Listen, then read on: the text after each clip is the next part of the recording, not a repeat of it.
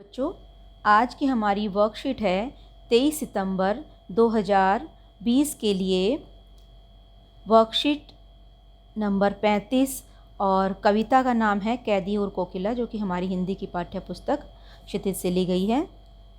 और पढ़ना शुरू करते हैं बच्चों। सबसे पहले परिचय, इस कविता का परिचय। कवि माखनलाल चतुर्वेदी ने इस कविता में जेल में बंद एक स्वतंत्रता सेनानी के साथ साथ एक कोयल का वर्णन भी किया है।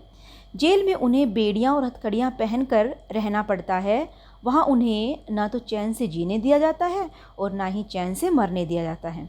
ऐसे में कवि चाहते हैं कि कोयल समस्त देशवासियों को मुक्ति का गीत सुनाए, यानी कि समस्त देशवासियों को अंग्रेजी सरकार के खिलाफ विद्रोह करने के लिए जागरूक करे और एकजुट करे। तो कोयल के माध्यम से कवि समस्त देशवासियों में चेतना की भावना, यानी कि आज़ादी के प्रति चेतना की भावना भरना चाहते हैं। पढ़ना शुरू करते हैं बच्चों। काली तू रजनी भी काली, शासन की करनी भी काली। यानी कि कवि कहते हैं कोयल को संबोधित करते हुए कि तू काली है और ये रजनी, रजनी यानी कि रात, रात भी काली है। शासन की करनी भी काली, यानी कि जो ब्रिटानी सरकार है, ब्रिटिश सरकार है, उनके जो काम हैं हमारे देशवासियों पे जो इतना जुल्म कर रहे हैं, तो उनकी करतूतें भी सब काली हैं, यानी कि वो अच्छी नहीं हैं, हमारे देश के और देश के लोगों के हित में नहीं हैं। काली लहर कल्पना काली, कैद होने के कारण कवि के अंदर इतनी ज़्यादा नकारात्मकता आ गई है, या फिर कमरे का जो वातावरण है कि सब कुछ वहाँ पर प्रकाश भी नहीं पहुँच पाता, तो उसको सारी चीज़ें काली प्रतीत हो रही हैं। तो उसकी कल्पनाएं भी ऐसे मानो कि काली पड़ गई हूँ। मेरी काल कोठरी काली, टोपी काली, कमली काली। कवि कहते हैं जो मेरी काल कोठरी है, क्योंकि यहाँ पर सूरज का प्रकाश, सूरज की किरणें नहीं पहुँच पा रही हैं, तो हमेशा अंधकार ही छाया रहता है, इसलिए मेरी ये कोठरी जो है वो काले रंग की है। टोपी काली, जो उसने टोपी पहनी हुई है वो काले रंग की है। कमली यानी कि जो उसने कंबल डाला हुआ है वह भी काले रंग का ही है। मेरी लोह श्रृंखला काली, यानी कि उसकी लोहे की जो बेड़ियां हैं, जंजीरें हैं जिसमें कवि को मतलब बांधा गया है, वो भी काले रंग की ही हैं। पहरे की हुंकृति की बयाली, बयाली होता है सांप, सर्पिणी, तो जो सर्पिणी की फुंकार है वो पहरे की हुंकृति, जो पहरेदारों की जो हुंकार है, जो वहाँ पर पहरा देते हुए जो उनकी जो हुंकार है, जो बोलते रहते हैं बीच बीच में, उनकी हुंकार कवि को सर्पणी की फुंकार की तरह लगती है।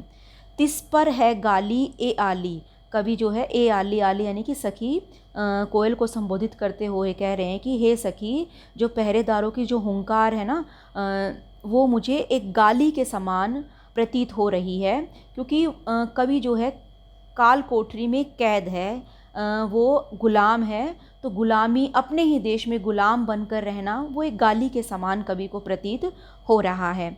इस काले संकट सागर पर मरने को मदमाती, कवि कोयल को संबोधित करते हुए कह रहा है कि तुम क्यों मदमाती हो, क्यों मस्त हो रही हो, क्यों मदहोश हो रही हो इस काले संकट सागर पर, जो हमारे देश पर जो ये संकट रूपी सागर आया है, यानी कि जो इतनी मुसीबतें आई हैं, मुसीबतों का पूरा सागर आया है, तुम इस अर्ध रात्रि में ये अपने मधुर स्वर से, इस तीखे स्वर से बोल रही हो, तो तुम क्यों मरने को उतारू हो रही हो।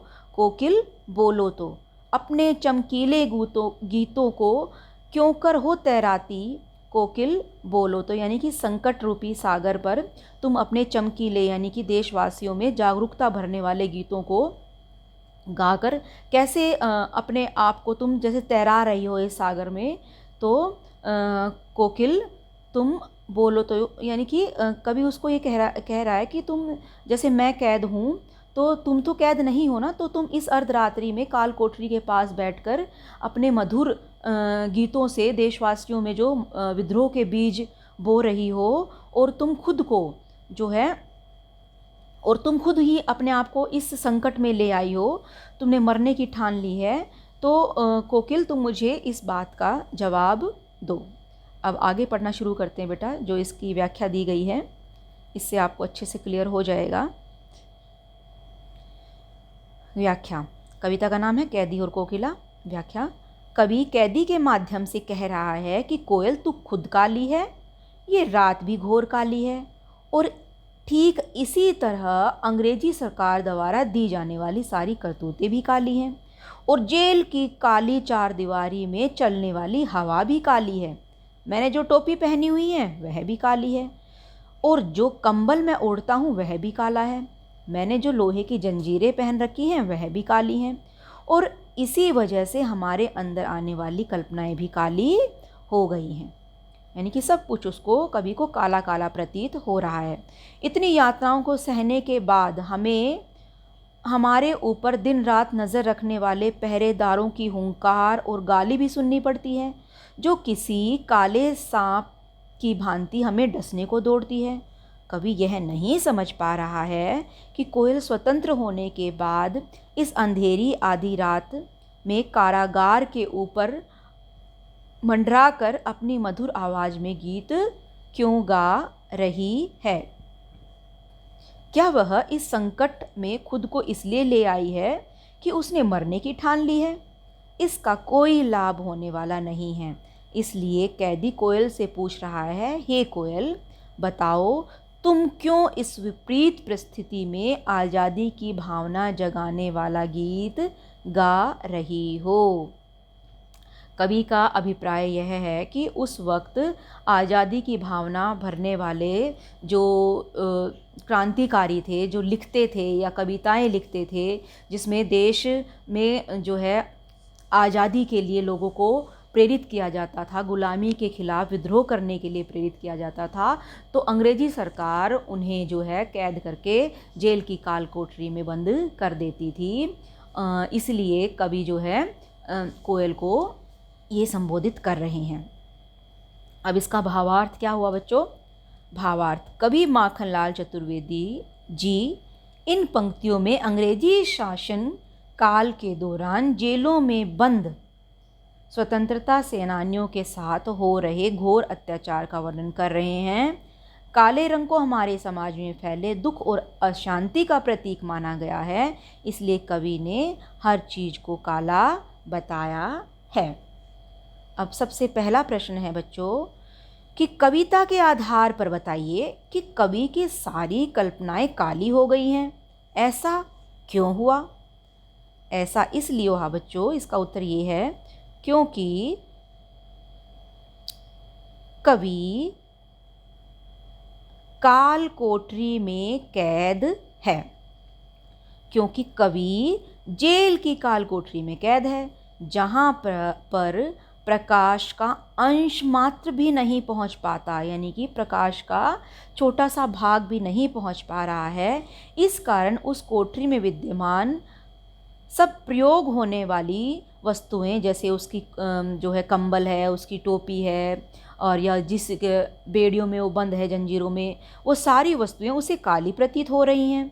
इसके अतिरिक्त अंग्रेजी शासन की काली करतूतों के कारण और बेड़ियों में बंधे होने के कारण उसके मन की नकारात्मकता ने उसकी कल्पनाओं को भी काला कर दिया है।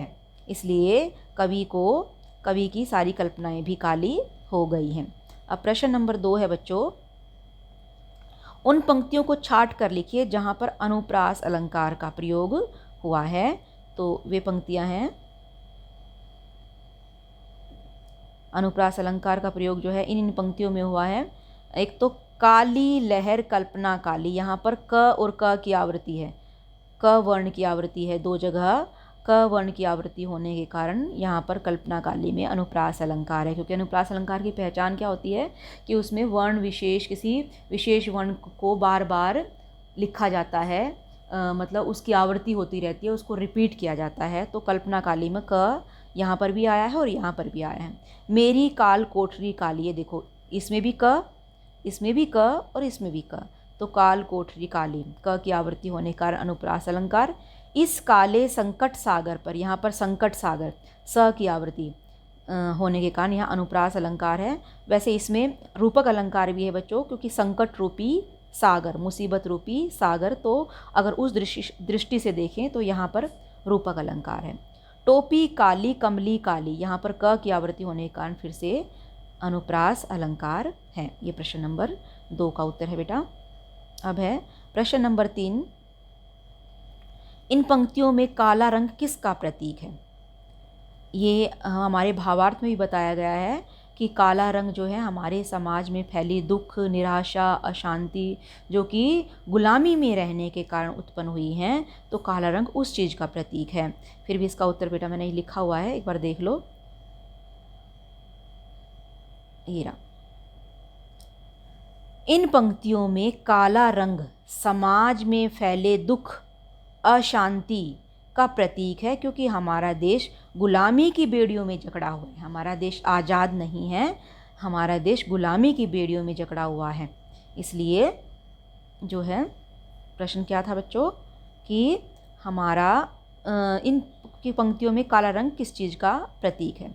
अगला प्रश्न है कि कभी जेल में अन्य पक्षियों की आवाज़ भी सुनता होगा, लेकिन उन्होंने कभी कोयल की ही बात क्यों की, है ना? क्योंकि जेल में जब वो बंद है तो उसे बहुत सारे पक्षियों की आवाज़ आती होगी, तो कोयल की ही आवाज़ उसको क्यों नोटिस की उसने, कोयल की ही बात क्यों की? इसका उत्तर है बच्चों, क्योंकि कोयल की आवाज़ अन्य पक्षियों से मधुर, अलग यानी कि भिन्न, तीव्र, तीखी और लुभावनी होती है। कोयल की आवाज़ अन्य पक्षियों से मधुर, अलग, तीव्र और लुभावनी होती है। कोयल रात के उस समय को कूक रही है जब कवि अपनी गुलामी की पीड़ा को बहुत गहराई तक अनुभव कर रहा था। यानी कि कवि के मन में भी ये सारी भावनाएं चल रही थी और कोयल भी उसी समय पर कूकी, इसलिए कवि को अपनी भावनाएं कोयल के साथ मिलती जुलती प्रतीत हुई, इसलिए उन्होंने उनको नोटिस किया। उसे ऐसा प्रतीत हुआ जैसे वह अपनी मधुर आवाज़ में सब देशवासियों को विद्रोह करने के लिए उकसा रही हो, इसलिए कवि ने कोयल की ही बात की। इसका अर्थ यह भी हुआ बेटा, भावार्थ, कि हम लोग कोयल की आवाज़ को ज़्यादा ध्यान से सुनते हैं क्योंकि उसकी आवाज़ बहुत मधुर होती है, लेकिन जब वो रात के समय अपनी मधुर आवाज़ में ऐसे कूक रही है तो हमारा उस तरफ विशेष ध्यान जाता है। इसका मतलब, इसका भावार्थ यह हुआ कि रात के समय कोयल की मधुर आवाज़ एक तरह से विद्रोह के बीज बो रही है कि सब देशवासी इकट्ठे हो जाओ, एकजुट हो जाओ और ब्रितानी सरकार यानी कि ब्रिटिश सरकार के खिलाफ विद्रोह को तैयार हो जाओ। तो ये थी बच्चों आज की वर्कशीट। आशा करती हूँ आपको ये आज की वर्कशीट नंबर 35 समझ में आ गई होगी। अब इसका सॉल्यूशन कर लीजिए। धन्यवाद।